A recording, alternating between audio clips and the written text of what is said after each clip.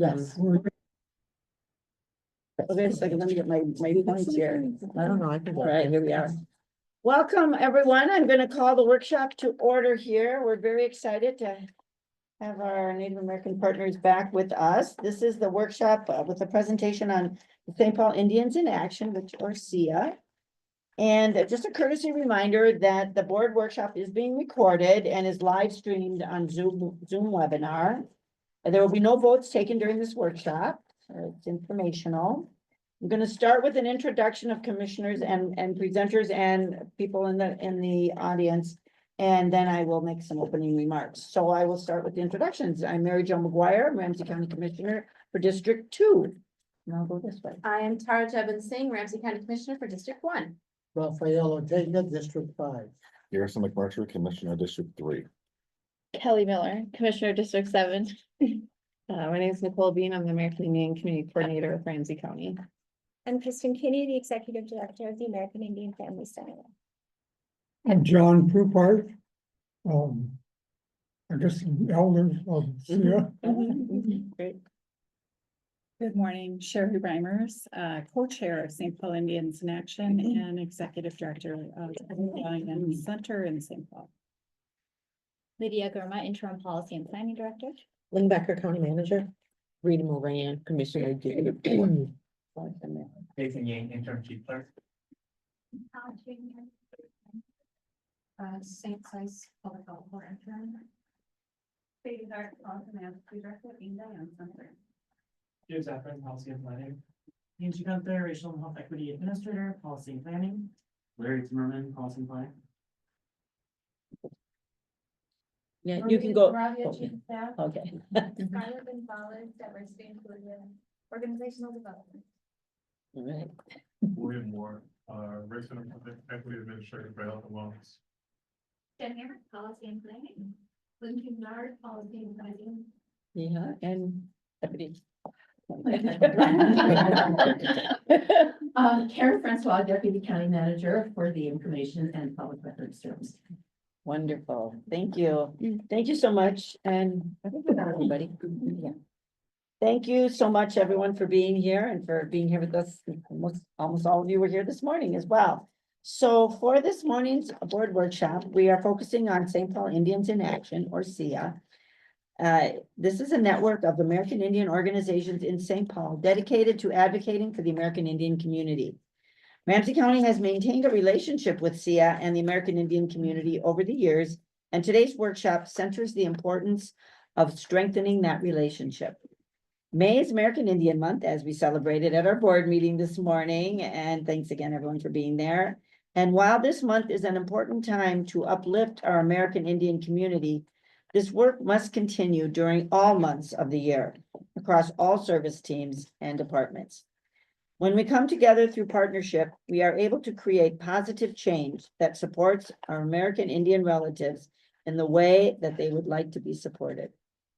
I'm excited to go deeper into this effort, and we'll hand it over to Director Lydia Gurma to start this conversation, but I first would like my colleague, Commissioner Jean, to introduce herself. Oh, yes. Ramsey County Commissioner Mike Chong. I represent District 6. Thank you so much. And now, Director Gurma. Thank you. Good morning, Madam Chair, Commissioners. We continue to celebrate American Indian Month by bringing you an overview on current partnerships and initiatives with community presented by Nicole Bean, and a deep dive conversation on St. Paul Indians in Action, or SIA, led by our partners, Sherry Reimers, Kristen Kinney, and John Bean. Our partners challenge us to do the important work of better understanding history, culture, place, and context for how we ended up where we are today, and the data that drives our work. They also encourage us to move away from siloed approaches to tackling persistent disparities that require cross-sector and collective action centering the American Indian community. And as a board, you've requested and showed the desire to connect more with our partners and to have them at the table, this particular table, to speak to the work that we do collectively to address the needs of our community. And that is what this presentation this morning will highlight. And I'll hand it off to Nicole Bean to speak to some key data points and company partnerships. Thank you, Lydia. So we wanted to draw attention to the land acknowledgement. We read this before each board meeting. And this is an anchor and a catalyst for our work and our time today. Truth and acknowledgement are critical to building mutual respect and connection. This morning we read the American Indian Proclamation, and with that, we acknowledge the harm that was done by this county's namesake, Alexander Ramsey. And we also acknowledge that the proclamation speaks to the resiliency of our community and the heart of our community and our strengths. And it is through building relationships that we can understand the history of place. And through relationships, we uncover these truths that the land acknowledgement speaks to. These truths, we see it in our data, but also it's more than data. It's the stories that we hold. It's the wisdom and knowledge that we hold, and our community has that wisdom and knowledge that precedes our time here. And it's by paying respects to our elders and ancestors that we can learn how to move forward. And so just wanted to highlight that as we go through this work today and commit to this work. This is a data slide. We thought it would be important to share some data points when it comes to our community and poverty rates, our household ownership, our families that are on MFIP or SNAP caseloads. And so I'm not going to speak to every single one of these data points. We just wanted to have this in here so that you could see that. And so I could share that, some of this comes from the Minnesota Department of Health report from 2019, where they identified 1 in 3 people that identify as American Indian or Alaska Native live in poverty. That's 31%. In their 2022 legislative report, the Cultural and Ethnic Communities Leadership Council of Minnesota reported that 16% of American Indians live in deep poverty, compared to only 3.3% of white Minnesotans. And deep poverty means that our income is 50% lower than the poverty line. I gather my thoughts here.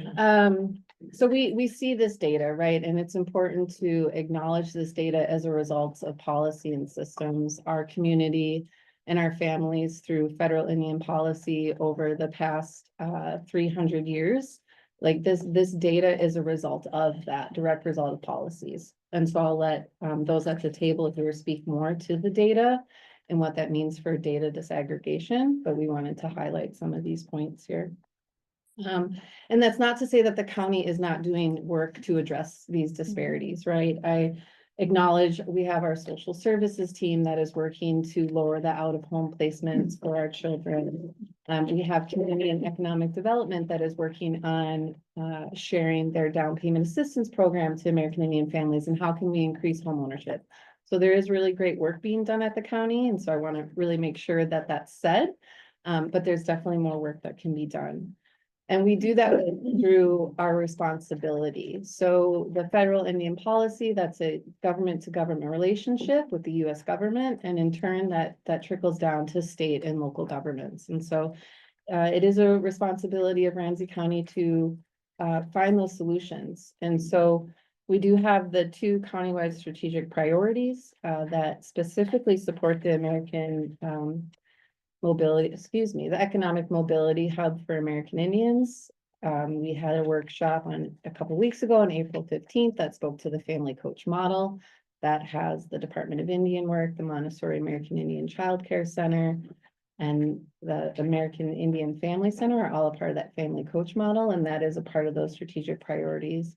The county has done great work with data visibility. They were a part of the Urban Institute Upward Mobility Action Plan.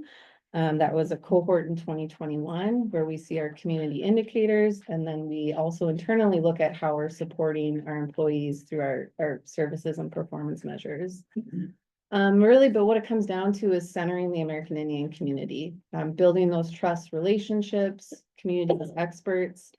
And as John hinted at, and we will also hint at very clearly, is that it's in our culture, that's our strength. It is this knowledge of how we are here and how we understand place that gets us through this work.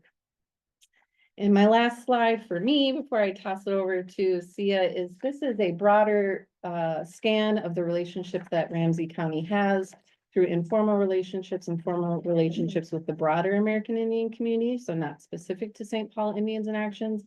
However, again, I've mentioned there's a lot of great work being done. Public health, housing stability, social services, workforce solutions, all have that direct relationship with the American Indian community. And then also this role was an important relationship that was established, before I was here with Ramsey County and community to be that bridge and connection. And so with that, I've said enough, meet you, and I am going to pass it over to others here at the table for introduction. Thanks, Nicole. Mhm. First, I want to say again, my name is Sherry Reimers. I am a partner of 40 years with two beautiful children, adults now. I have worked around our community for roughly 40 years. I can't even believe it. I just realized that when I did the calculation. I've been saying 34, but 39 and a half years in chemical health work, juvenile justice, child protection. I was the director of the Indian Child Welfare Program at the Minneapolis American Indian Center, and making sure that we were assisting our out-of-state tribes in our state courts on IFRA matters, and working with youth and families that are struggling with homelessness. Our relatives are houseless, and really making sure that their needs are met. I think I will turn it over to you for your introduction. Thank you. Thank you. Other people, who did you hand it over to? John first. Do you want to introduce We're so used to. going Yes, this so way. used to going. Okay, thank you. Elder. Well, yeah. I'd like to back up a little bit to some of the earlier things I said this morning. But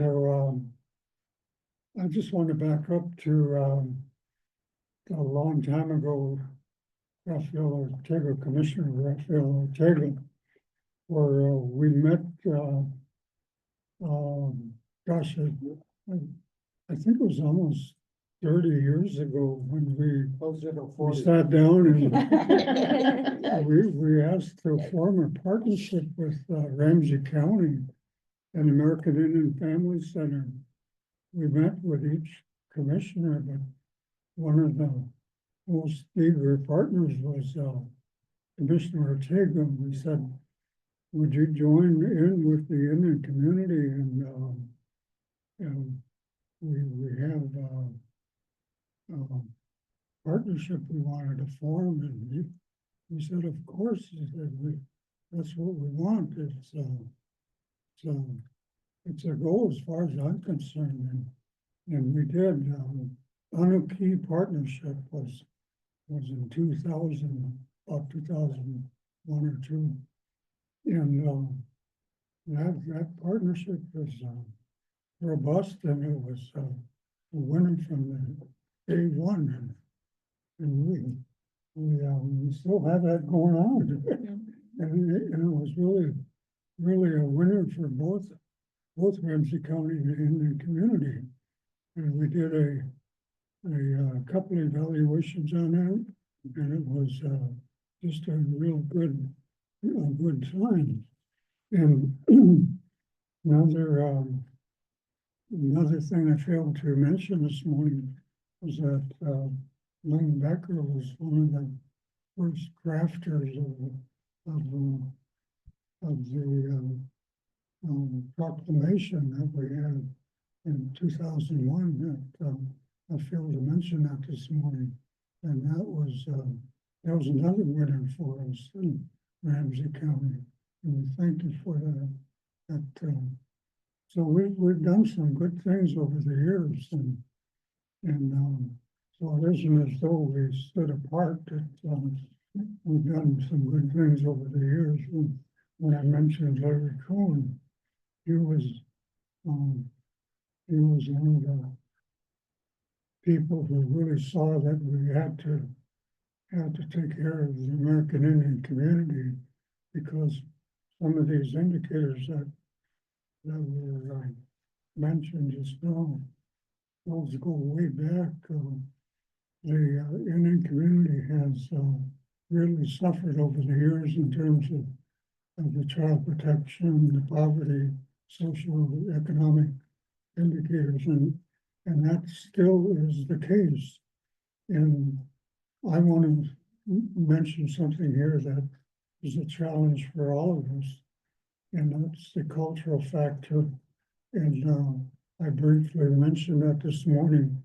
That has to do with Western European ideations that have been they try to place that on us in terms of our culture, where those are two different ways of life. And if you don't already know it, we believe as a people that we come from the stars. That's our belief system. And we've long held that oral history. It was never written down. It's not in the books. It's handed to us by our elders and the elders before them. That's the way we've learned, and it bred into our way of life. So when we want to know who we are, we listen to our old people. We don't have a way of researching the books, and science is that way. We have a way of talking with our old people. That's our way of life, and that differs from Western European ways of knowing. Our Indian way of knowing is different. So that is unknown in the academy. So that causes problems for us. And if we are aware of that, we'll kind of know how to deal with our social issues. So I want to bring that to our attention early on, so we can understand how to, write proposals and do evaluations and those kind of things. And it's been a long time.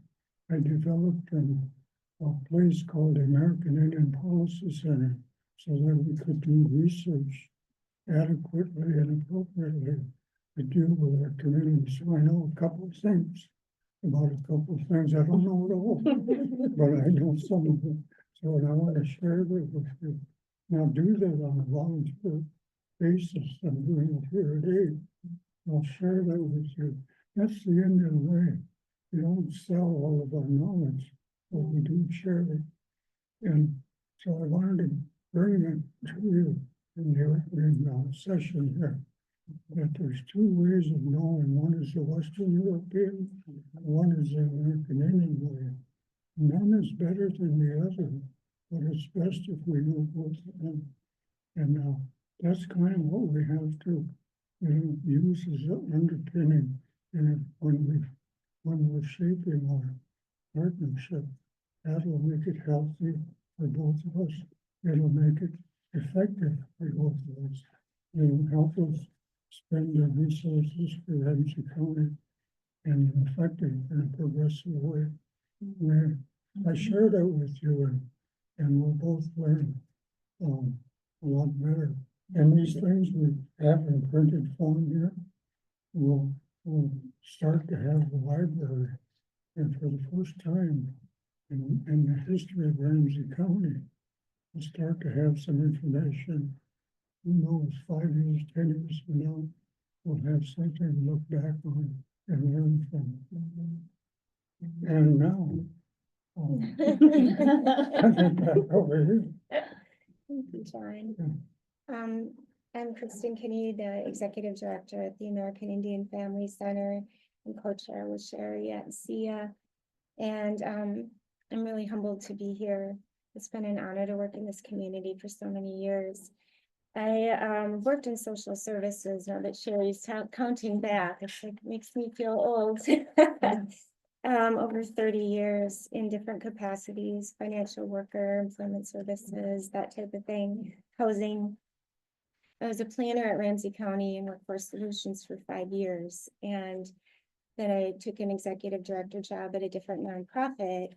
And a friend of mine was on the board of the Family Center, and I had been familiar with the Family Center back when I worked at Life Track Resources. Some of you may know that organization. It's no longer there. It had a few different iterations. When I started there, it was St. Paul Rehabilitation Center.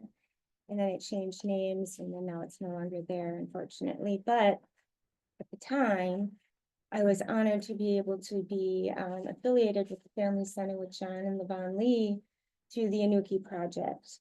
And they had just received funding from Ramsey County to do employment services. And the Family Center, Life Track Resources was asked to be kind of a partner in getting them up and running in employment services, because we had a contract as well. And that's how I became affiliated with the Family Center. And so then we worked together through Anuki, and some of our staff were involved in that. And so then when I was the planner, after that, I wasn't their assigned planner, but when they needed something and couldn't reach their planner, they'd call me. And so we continued that relationship. And I worked on other projects for the county during that time, Social Security advocacy, armed services, things of that nature, oversaw those contracts. And then I was asked to come in and just help out, write their MFEP grant proposal because it was due. And we got that in. It was the biggest funding source for the Family Center at the time. Thankfully, we got it. And I had to land somewhere. So I was offered an opportunity to stay at the other organization and the Family Center, and obviously still at the Family Center. So that's been 12, 13 years now. It's been quite a journey and quite an honor. But as a result of those roles, I've been involved in SIA for a number of years. And so worked with Kelly and Sadie, whoever Sadie is, there she is. And so anyway, so it's an honor to be here. And so that's my spiel and introduction. So thank you. I'm gonna advance the slide and forgive me. We're gonna skip and go back to that timeline. So we're gonna speak to SIA's mission and purpose first, and then we'll go back to that timeline, because we think that's where most of the discussion will happen. Yeah, so the mission of SIA is really a network of American Indian organizations in the St. Paul dedicated to advocating for the community. And back in the day, there was a very intentional outreach to community partners who serve the American Indian community to talk with them about, do you want to be part of this? What do you bring to the table? Why are you interested, and how do you want to support the community? With the mission of addressing socioeconomic conditions in the community through systems advocacy, policy development, and community participation. And a lot of that overlaps with Ramsey County and St. Paul. And so bringing partners to the table who can help in these capacities was really integral. And that has actually been a process for many, many years. It's had different iterations, but that's the mission. I don't know what to do. Oh, I'm sorry. Oh, John, here. Is it No, this one? No. It'll just be this.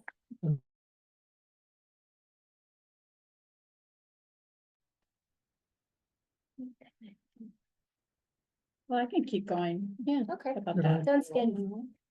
I don't think so. I think it was just this one went out. I don't think you even did anything, John. I don't know if we can. It just Right. went Are out. we That offline has nothing to completely do now? with it? Yeah, I Okay. think so. Oh, okay.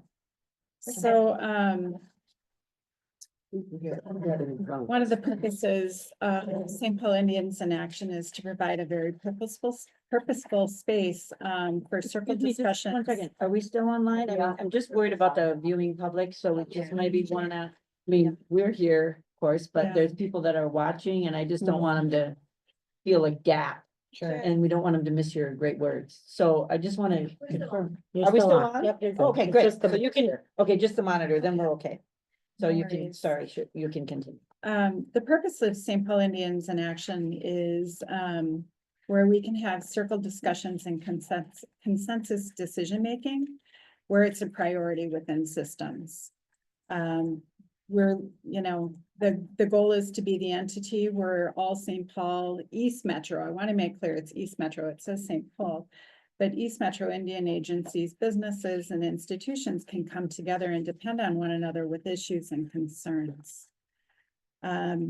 To provide native and non-native community with a respectful venue for new ideas and energy and means to inform. No, I just thought I'd put that together.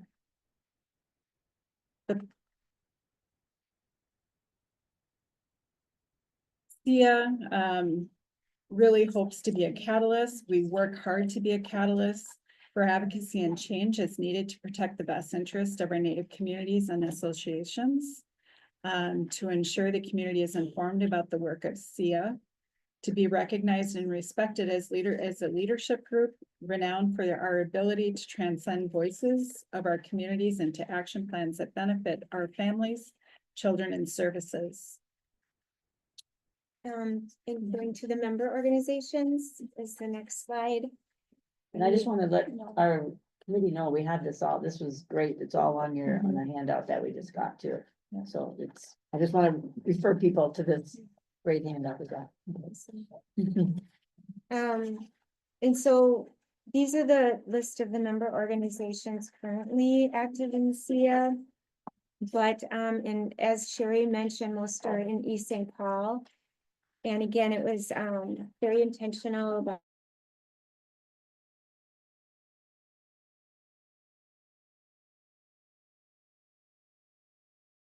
that we're, looking to have more represented in the community, as well as in the SIA collaborative. And for those of us following on our own presentation, it's slide 13 of 17, right? Is that? I So don't know we're- what number it is. It's got, well, I have slide 13 member organizations. Oh, yes, slide 13 on here as well. So we've got our organization certainly, and then you can see that there's the American Indian Family and Children's Services, foster care services, Department of Indian Work and Interfaith Action of Greater St. Paul is a huge partner, as Kelly can speak to. The Elders Lodge, Jewel Fairbanks Recovery Services, Minnesota Indian Women's Sexual Assault Coalition, the Montessori American Indian Child Care Center, who's also a partner to St. Paul Indian Education, St. Paul Youth and Learning Center, Ho-Chunk Nation, Tawahi Foundation, Wakan Tipi Center, Women of Nations. So you can see there's a huge range of services that are represented at the table as a result of all of this work and outreach. Which is really critical when we're trying to work with Ramsey County and figure out where gaps are and how to move forward collectively. Next slide, slide to see a learning cohort. This is where we're going to look at the timeline. So do you want to So now go back to that? that is What big. slide is that? And we will, It's slide 9, slide Thank you. 9 of 17. hopefully we'll get it up on the screen here for Yeah, everyone too, to be hopefully able we to see. can for other people. Got it. But if people will have the presentation, but we're. So we're starting right here. So do you want to speak to that?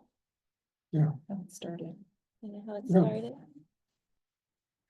Yeah, actually, we were talking about the Anarchy Partnership, 2003. That's kind of when we backed up to what I was just talking about when we met to start with the Anarchy.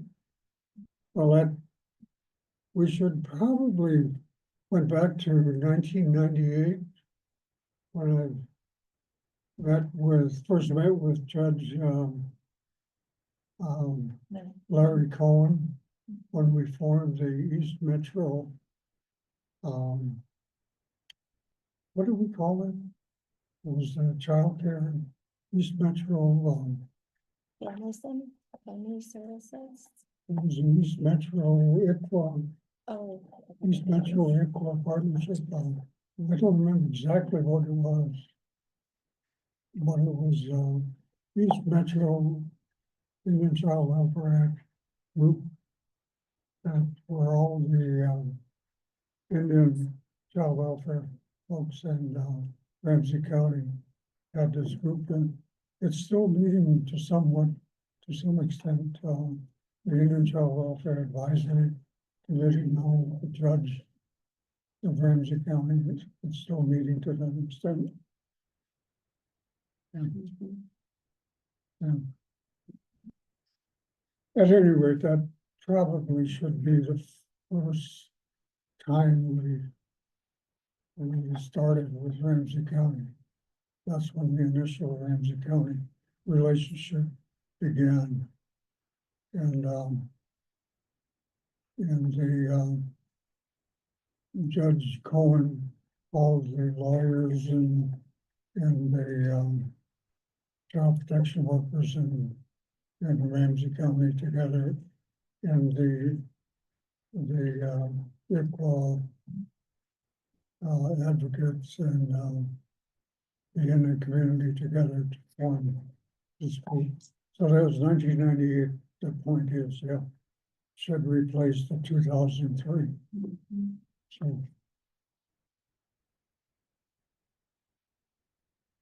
And then the Unuki project started.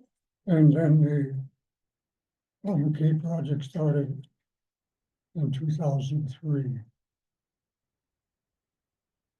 And then we moved ahead. The 2009 was the Anuki evaluation, the printed evaluation. There was one, the American Indian Policy Center did a evaluation prior to 2009. It was a 2007 evaluation that was done by the American Indian Policy Center. And the 2009 was done by Ramsey County and some college student, I can't remember who that was, but it was done mostly by Ramsey County.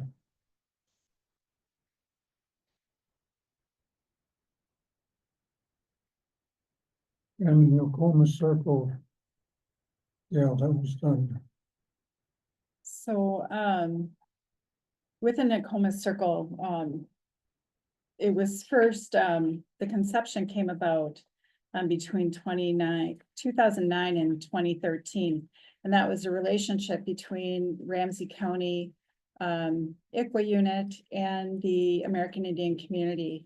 And there was a position that was created and it was housed within the child protection unit. It was a community partnership, and it was to address child protection needs. However, the project failed because the community had said this position needed to be planted within the community in order for it to be successful. And then it was the community that said, this is not working, this partnership is not working, and put the Nokomis Circle project to rest. Again, in 2013, under the leadership of Kim Clemenson, who was overseeing a lot of the work within the child protection unit, but also was one of the first to reach out to the American Indian organizations that were working on child protection matters under the Indian Child Welfare Act to say, what are we doing? How can we do better? And reached out to the American Indian Family Center, to the Minneapolis American Indian Center, to Ainda Young and other organizations to say, how can we improve our services? We talked about the Nokomis Circle project, Deb Foster, Kim Clemenson, and myself. And at that point, we decided that it was time to bring the Nokomis Circle, meaning grandmother's circle, back to the community. So in concert with child protection, we were able to look at ICWA and best practices under the Indian Child Welfare Act to see how we could best fit that project back into the community, have it be community-led, community-framed, and community-implemented. and that project was in place for 5 years. And the individual was embedded within, the child protection, unit, but community led, if that makes sense. The contract was with, Ainda Young Center. And so what they did is they assisted families, in the they would meet at the point of investigation in collaboration with the child protection investigator. They would co-assess the needs of the family. They also made sure that the family's voice was key in planning the case plan. And that would provide ownership with the family to help co-plan their future within the child protection landscape and build on success. We did see success in that partnership. And due to funding and turnover, we had to put that project to rest back in 2023. And I would say it wasn't a co-partnership decision. But then recently, the Nakoma Circle project was revisited, and there will be also some case management components put in there as well. We're really excited about that partnership. We've looked at there's a decline in family attendance. Family attendance went from, the percentage, I know I have our court monitor right here in the room. It went from roughly, is it about 95%? Parent attendance, I think the pandemic did a lot of damage. Having web-based court hearings has done a lot of damage. And our families have dropped to 46%, 44, roughly 44 to 46% in attendance. Is that right? And my feeling, I had a real emotional response upon hearing that. And so I couldn't feel that the Nakoma Circle reboot is any more timely to get our families in a place of ownership within their partnership with child protection. And that's how I look at it. Ainda Young Center, or not Ainda Young Center, but the American Indian community has a very dark history when it comes to removal with policy that also brought in our boarding schools. It was all part of the dismantling of American Indian people, cultural and preservation. And the systems weren't successful in really dismantling us as a people until they removed our children, our language. And I don't know if many of you know, I'll just say that it was illegal for us to practice our cultural and traditional practices up until 1978. Many of our grandfathers, our grandmothers, our aunties and uncles spent a year and a day in jail, in prison, for the practice of religion, or not religion. I'll take religion out of it, spirituality. And then, if you think about prohibition, there's a lot of different policy factors that is a whole nother training in itself, talking about policy and how it has hurt the American Indian people. So I'm going to, I think we should move on and talk about the court monitor position. That was, the conception of that was back in 1983, 1986 at the Minneapolis American Indian Center. The initial phase of the court monitoring happened with the director there and reviewing social work files. And it was unsuccessful because there was oftentimes a power struggle between the social worker and the advocate that was looking at the files. It did not go well. We realized that And then we brought in a legal eye. The first official court monitor, his name was Paul Meinhardt. And what he did is he reviewed the federal definitions around the Indian Child Welfare Act and created the first checklist on the compliance of the Indian Child Welfare Act that is now used nationally. And also here in Ramsey County, we have a court monitor that is embedded here at Ramsey County that sits in on all Indian child welfare hearings within Ramsey County on Thursdays, and measures compliance. It could, all those, geez, I should know it so intimately, and I'm looking back at Sadie because she's really built a beautiful relationship with Ramsey County Attorney's Office, with the judges, but it's completely a neutral partnership. It is, and that's what makes it so successful. But what it has done is it has put a lens on compliance within Ramsey County and surrounding metro area counties. And it really has become a judge's report card. And so we're really proud of the work that has been done around our community agencies, around child protection intervention, around compliance, and how the counties, only now do I feel like we're being seen and being heard in that work. So Nakoma Circle will also help tighten that up and really tighten that partnership within Ramsey County. So I really wanted to take a few moments to highlight that. The resolution, moving on to that, John can probably speak more to that, and Kristen.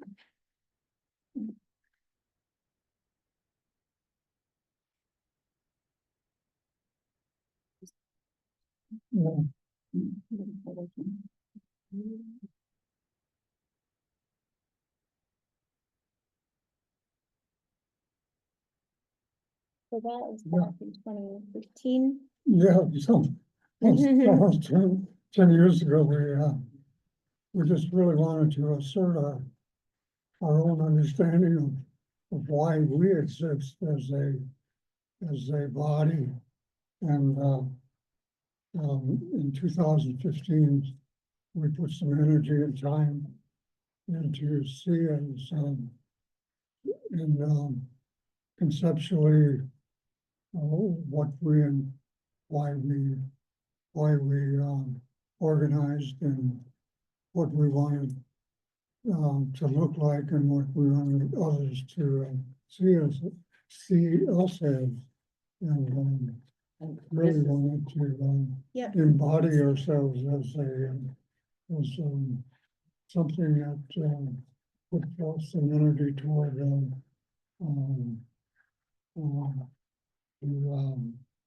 see ourselves promoting policy and something of substance rather than just a organization of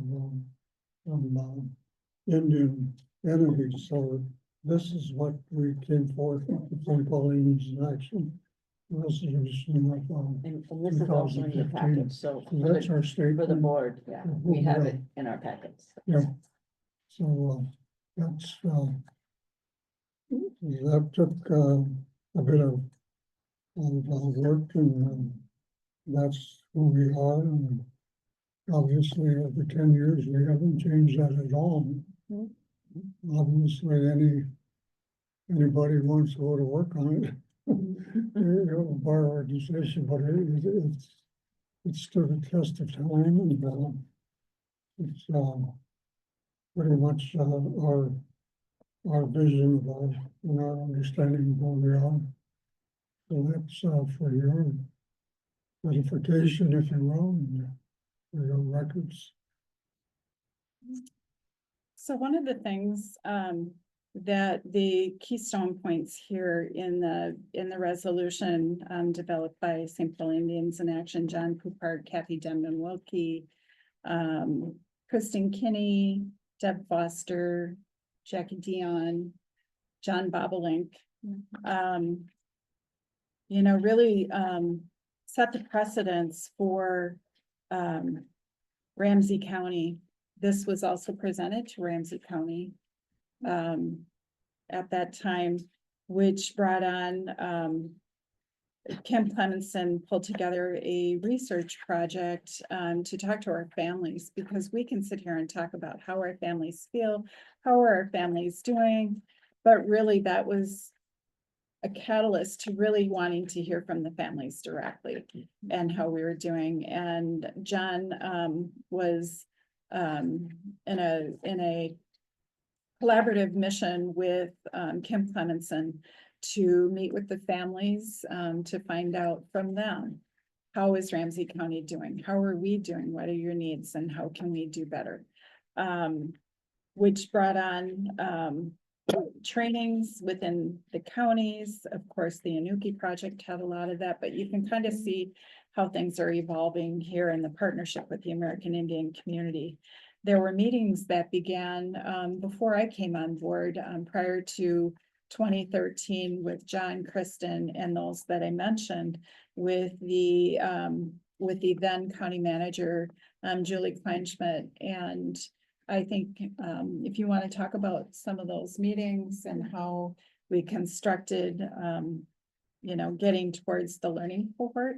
And it really was unprecedented to have these meetings from the American Indian community. We know that John really ignited a lot of those conversations in the early days, like we said, like with Judge Cohen. What judge ever reached out to the American Indian community?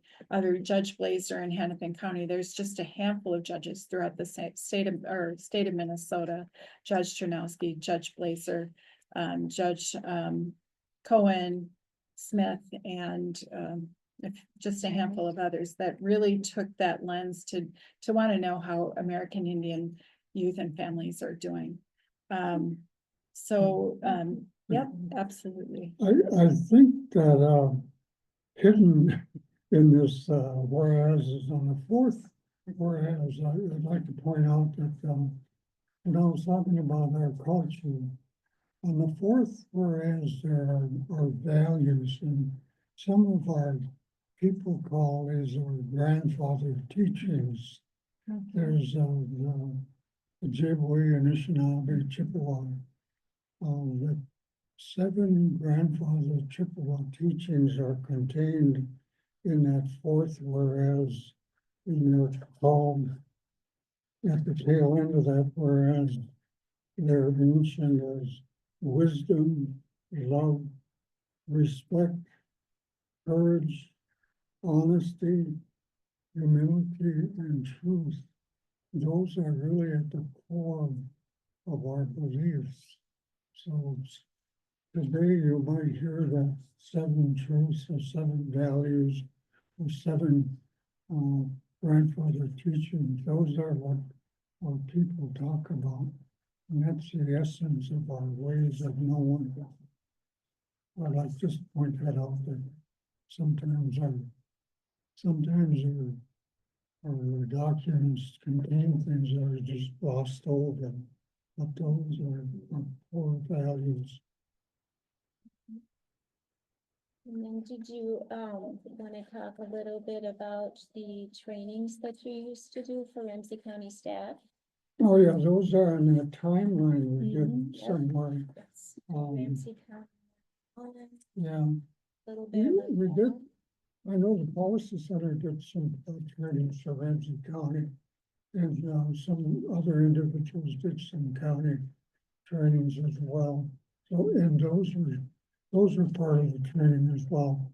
But I wanted to say something about how information is shared about American Indians, culture and spirituality and ceremonials. And I know there's some trainings that are pretty generic and give you information that's useful in the workplace, and some of it has to do with treaties and sovereignty, nation to nation, and pretty useful stuff about programming, and those are really I think really useful for programming purposes. and how you, work within the communities and, I know I've done a lot of those kind of trainings and a lot of those things are available. And then there's some things that, probably are not available. I think those have to do with, spirituality and some of the finer inner points of, culture and spirituality and some of the ceremonials. Some of those things are pretty, inaccessible, if you will. Because over the years, those things have been, closely guarded in that, because, they've been violated, should I say, that people have misused those if they got a hold of. And I know in my day that, the elders, the old spiritual people have told me personally that you should not share these with the wider community because of that, they'll say they'll just squander this information, it'll be misused. So you should not tell anybody about this. And I haven't. And so that's closely guarded, some of those spiritual kinds of things. So a lot of that is not available, but most of the cultural things are available. So we share that. And but like I mentioned earlier, some of that gap between the Western European and American Indian ways, that needs to be talked about and shared, examined, and crisscross of that information needs to be talked about because there's in the education systems of America, that isn't covered very well, if at all. And that gap needs to be filled because that's where our unsuccessful cases lie, because they're not getting covered. And that's where our disparities and our failures lie. So that's the challenge before us. Our trainings have to get there. And that's why we're having the trainings going on. We have to get them. So the trainings that we've been offering, that's the material we're offering.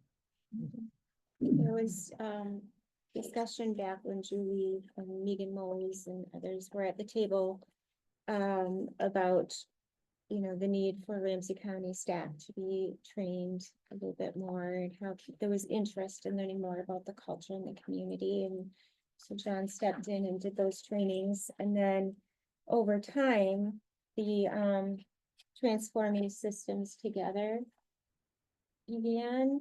Did you want to speak to that at all? Well, unfortunately, TST was short-lived. It started out as a beautiful idea. It didn't quite last as long to prove itself. And I was a member of the body, and I'm not sure what happened to the effort, but it could have been a great idea, trying to involve the community and the ideas of the community. It tried to bring forth information about the root causes of poverty and tried to bring answers to those causes of poverty and build those into the resources of county government. And it lasted a few years, and unfortunately, like I said, it didn't play out the way it wanted to. So it lasted for a while. I wish it was still here, but it unfortunately is not. I mean, others smarter than me will know, but I don't know what happened. I just want to pause for a time Yeah, I check. just- I was just gonna do one. Yeah, but- well, and I yeah. think this is a good, talking about getting to our learning cohort, building on the need for that knowledge of American Indian Mhm. culture. So do you have a hard stop at? Yeah, we noon? have Yeah. stop Okay. at noon and we have some Next questions, week. but I've been Yeah. holding the questions until after we get, maybe, you had asked me if we could just get through maybe this slide, but you tell me when I can start doing questions. I'll let them Yeah, answer that. So, between 2017 and 19, there were several meetings, well, many meetings that happened between Julie Kleinschmidt and then new county manager Ryan O'Connor to help form and construct the first Ramsey County St. Paul Indians in Action learning cohort. That learning cohort was constructed of 10 community members, directors, leaders from the American Indian community, and then 10 top leaders, directors from Ramsey County. We had our first meetings in 2019. And we proceeded to have 3 additional meetings to talk about the American Indian community policy, putting the history in place, talking about, like overarching countywide principles and how that blends with the American Indian community. And then COVID hit. It was hard to put that into place to really, I think, collectively County Manager Ryan O'Connor and myself decided that we would put a pause on it to see how things worked out. And as you know, we were under executive order for about 1.5 years, and the world started opening back up in early 2020. There had been many conversations. There were conversations between then SIA Chair Kelly Miller, now County Commissioner Miller, with Deputy Policy Director Elizabeth Toltzman. So that's some of the history there, just a brief flyover with regard to time. And so where do we go from here, right? So, do you want to? No, Oh, is that a good slide to land on? yeah, Okay. perfect. then we'll have questions. Yeah. I'd Yeah, like to have a I can do a discussion, but really quick thank you. Yeah, flyover. we'd like to leave some time for that. So, I know there were, some discussions with, County Manager, Ling Becker, team, Nicole Bean, to get this reboot and what will that look like? But we think it's really important to, perhaps do an overview. We have all new commissioner, well, not all new, sorry, Commissioner Ortega and Commissioner McGuire. But, we also have new directors, new deputy directors across the landscape of Ramsey County, as well as the American Indian community organizations. So it's a time to come together, to reboot, to revisit where we've been, where we're going, and how do we want to move forward. We've identified 3 core areas, of course, and nothing's really changed because if you look at child protection, our numbers haven't gone down. They're still the same. And so one of the things I always do, and I think we all collectively do, is right now, Ramsey County is the shining star. When we look at counties across the, 87 counties of Minnesota, 87, right? Terrible. That Ramsey County has dared to go where other counties have not, and the relationships with the American Indian community don't come close. And when Ramsey County is doing well, Hennepin County is doing terrible. When they're doing good, Ramsey County isn't. So where do we create and move forward, right? And keep that momentum forward thinking and really make some dents. And seeing our families, our, men, women, elders receive services and advance and believe. And I'm sort of rambling a little bit, but not intentionally. it's really important to have that cohesive dance with Ramsey County. We may only be 1% of the population, and there are reasons behind that, but that 1% needs to thrive. So what we're asking for is continued engagement. I think we have that. I believe in the leadership here from the county board, from our past relationships with Commissioner McDonough and others, to workforce solutions has deeply embedded work opportunities and with our families, and having our new child protection deputy director, Bobby Joe. I mean, there are so many milestones that we have achieved within the American Indian community, and seeing more leadership from our community within the county structure. So we want to see improved data and reporting. I think that's really important. And we have been asking for decades to what is the word, deaggregate? Disaggregate We all do. the data. We all want that.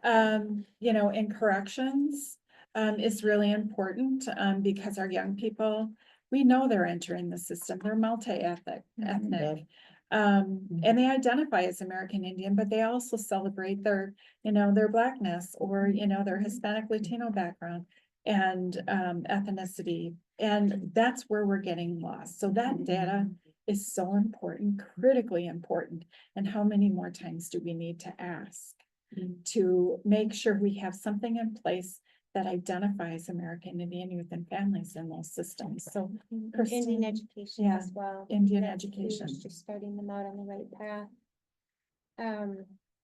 So I think maybe this is a good time to transition into questions. Because we, of course, so appreciate the history, and we know you could talk for a long time on the history of it, and we appreciate that. I mean, it's always good to know the historical background, of historical perspective that brought us to where we are today. So thank you all for that. And so now I'm gonna open it up for discussion, some questions from all of us. I can say that as a board, I know we're committed to this work and to working with all of you, and thank you so much for being the partners that we need, that need to be here for this work to happen. So I'm gonna start with Commissioner Moran and then Commissioner Jean. So first, let me just say thank you for being here and for doing your presentation and giving us a history lesson. And right, and really making it clear to us of what that has been like over the last 20+ years. I really appreciate that. I really like what I've learned is that, sometimes we can create laws and policies that people reject or do not follow. And so in order for inequities to be fixed, you need people with the power to create the change to do it. So I really like the fact that we had a judge report card, because they have the power to decide on these decision-making points and processes of, of how you're going to support Native children, right? So I really like the report card. And I'm a true believer that when Native Americans do well, we all will do well. Right. So I'm just, and just aggregating data, I hear you clear that how many times you're gonna ask. We need to do that because just aggregating the data will tell a story. It will also inform us as to where the need is and what we need to do. And so I definitely agree with that. But I'm wondering if John, if you can talk a little bit more about, you talked about transforming systems together in the short life. Why was it important, and what do you think we need to do? Well, that's a big one. Well, I think to think local, act local is very important. And we didn't do that. We found out our question, we hope for the answer from San Francisco. We asked somebody who wasn't local, and we could have acted local with the think tank. We have plenty of local actors who could have figured it out for us. Mhm. And, we contracted with somebody from the West Coast. And, I never could figure that out. That, we looked at, the problem, which is local. And, I thought that we had resources that was local. And we could have contracted with, and we had plenty of leadership locally. We could have, done the job to help us, on, and search out leadership to do the kind of job that we were looking for, to organize our resources to help us, put together, focus groups, sort through information, formulate ideas. And we didn't do that with TST. So that's the kind of thing that I was trying to do. Okay. Yes. That's a particular job. Yep, so for transforming systems together, had it not been disbanded, what would you have liked to have seen if we move forward? Well, I think we could have done some local. I think we could have some ideas from the local communities to organize some activities in the local communities, which were thought of in the local members. And these are homegrown problems, and you can have homegrown ideas to have homegrown answers. That's where the whole thing was started from. And I heard some of the good ideas that we should have moved on, and we never did. We just rolled over. We didn't listen to what we heard. To me, it was a no-brainer. And I tried to talk to them, but talk to the ideas, and it just didn't seem to catch. What we were getting was a template from somewhere outside of our community. It was frustrating for me to listen to things that were not responding to what our local people were saying. So I'm thinking this is gonna be one of the issues that we'll talk about as we move forward in this, that we'll analyze that more, because we're all familiar with PST and what we can learn from it and what we need to know going forward. So thank you for all of that. And I think that would be further explored when we do this, as we do this work moving forward. I think I would have heard, Yeah. Gave birth to TST. Yeah. Transforming systems. Right, it's right. Very name of it. Right. so I also think what I'm hearing is not just what we can learn from it, that we did not learn enough from it, right? And the conversations need to be still kept local with community leaders at the table, transforming this system. Yeah. Right. Thank you. Well, guess And what? then, yeah, All the players from systems, right. Gone. they're all Right. gone. Yeah. So we have a couple minutes left, so I hate to do that, but we're gonna try to get more questions in here, and as we might have to park some of these really big questions that have to be dealt, that we want to work on, and we'll get those to the people that are gonna be, to all of us that are gonna be thinking about this as we move forward. So Commissioner Jean. Thank you, Madam Chair. I also just want to echo those sentiments. Thank you so much for being here. Thank you for recentering us and bringing all of the work that you have been working on for past several decades before us as a board. I also see a lot of opportunities to work together to even strengthen and make this work go further together. So I really appreciate your leadership here. I also believe that it is a model for how the county should be doing work in all of its work.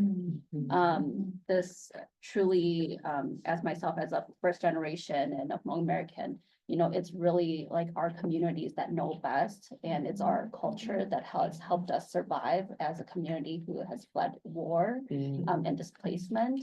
So I'm just very, proud and just honored to have your continued partnership and belief in working with systems that have historically and have continued to harm, you know, your communities. I'm proud that we have staff that had recognized that, and my commitment is making sure that we don't just let the work live with just a few handful of staff members, right? I want to make sure that it's embedded within all of our county work. Yes. And so some of the areas that are identified here, how, do you have suggestions on how we work forward together on embedding this in throughout all of the county's work? Well, I think, in my opinion anyway, I think the county then coming on your end, figuring out who would be the appropriate people to be at the table for future conversations in various areas. So I know in the past, we had like HR, procurement, Parks and Rec, public health, and all of those areas, and whoever you think would be best to be at the table.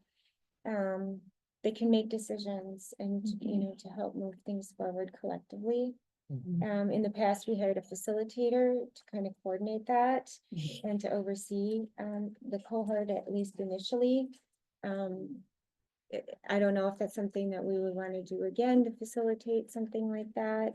I mean, there's some ideas out there that might be helpful, and we did learn some things in the past through this process. But there are definitely areas of growth on both ends, right? And so a lot of it, everything that I've experienced working in this community has been relationship-based, communication and relationships and respect. And I think that if we can come together that way, Nicole's position has been incredibly instrumental. She's like the best. We bow to Nicole.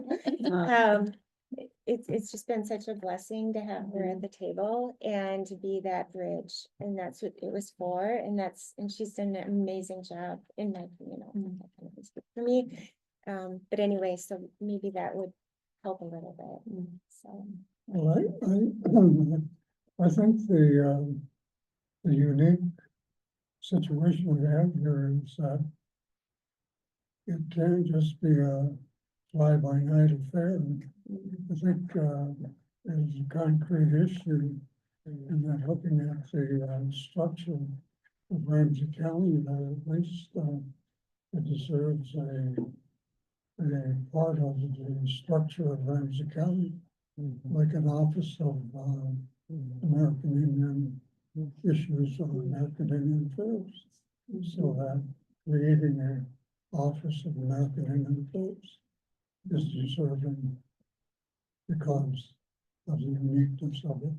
So think about that.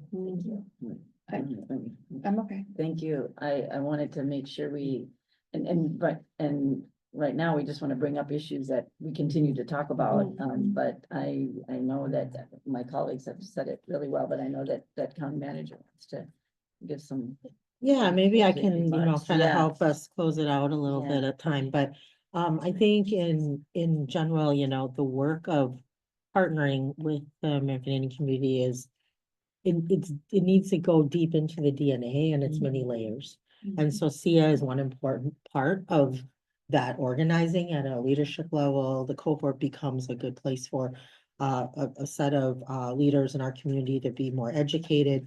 But then there's the other layers of, using our organizational development arm of HR to like make sure, more than 15, 20 employees are getting exposure to community issues and needs. And then on top of it, the role of Nicole is so unique in that, I'm really proud of the way that it's both internal systems while being connected to an external system. She has an internal team from different departments that work with her to intersect issues while having a community team that we don't actually have this in any other space. It's been a good experimental ground. I want to thank many of the leaders around the table who helped with that vision, helped us be nimble, helped with her hiring, and it's been truly an experiment of sorts.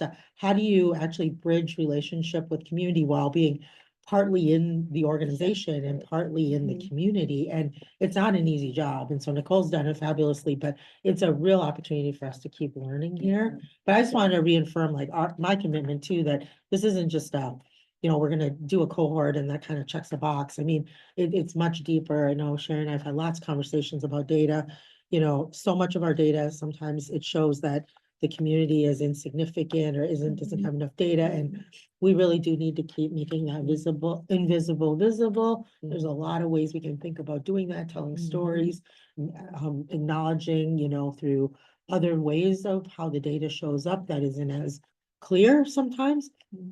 But I do think it's been the one thing that it got mentioned just real briefly, but the taking on of that land acknowledgement over the past few years, to recheck ourselves constantly. I've been, always kind of talking a little bit with Nicole and Sherry and Commissioner Miller in the past of, we want to be authentic to that. We don't want to just read that at meetings and not be doing something underneath. And it's felt good to check in on that and feel that we are legitimately not only reading a land acknowledgement, but doing the work of what that acknowledgement draws us out to do. So we are at a moment where I feel very proud of the work our organizations do. It's time for a reset, particularly with after the pandemic. I know I was in the original cohort and we only had like 3 or 4 sessions, but it was a good, with the pandemic, that was not a positive way for us to interact via Zoom. Like we just knew with this community in particular, it's all about relationships. When it wasn't fruitful, it was a time to just have to, make a change. And now time has come again to revitalize this. So I'm really grateful for all of you for, continuing to learn with us. I know, we've had starts and stops on ways we wanted to transform systems, ways we wanted to, do community work better, but I think building trust over many, many layers in many, many areas shows that sometimes even when we have a mistake or things don't go exactly the way we want, we still have deep roots to build on, and the trust is still there. And it's not a one issue, okay, we don't want to work with you anymore, So I'm grateful we continue to increase those deposits and that repository of trust. So And just very, close it out. just really very quickly, just to say that the generations of harm that systems have done to our Native American community, the testament of your continued generosity and grace of coming to the table. And for the depth of the presentation today that didn't shy away from that pain. And responsibility for the work going forward that sits amongst everybody here. That isn't easily done, that there's a cost to revisiting these things, but there's also a benefit. And I appreciate the depth of this discussion rather than a superficial overlay of context, because real transformative work can't happen if we can't truly look at how we got to where we are today. So for that, I just really want to thank you for that. And I know we all share this, and I'm so grateful. We have Commissioner Miller now, and to really, be that visible person that we can look to, but we all share this desire to make sure that this work happens. And we've talked about the land acknowledgement, and how every time we say it, we should think about what are we doing about it, not just saying it, but how are we acting on this? And just a couple things, and then we'll end this. But when you talked about being embedded in Ramsey County, but community led, it just stuck with me. And I think that's the work that we all want to see happen with, obviously, thank you, Nicole, for your great work in that. The disaggregating data, just knowing better where we're at and how we're doing is just so crucial. We all share that desire, and we're going to be continuing to work on that. And, Elder Poupart, you talked about this gap between Western and Native American ways that needs to be talked about, highlighted, and I think we all couldn't agree more that we need to keep bringing that to light. And with that, I'm going to and with the American Indian cultural values that we all need to continue to display and work toward and have ever present in our county, which are the values of wisdom, love, respect, courage, honesty, humility, and truth. And I think we just need to always remember those. So thank you for that, and thank you all for all of your work, and we look forward to the work that we're gonna do together. So this is just, this is the continuation and re-beginning, you know, it's just the work that needs to happen. So thank you all. Thank you. Thank you.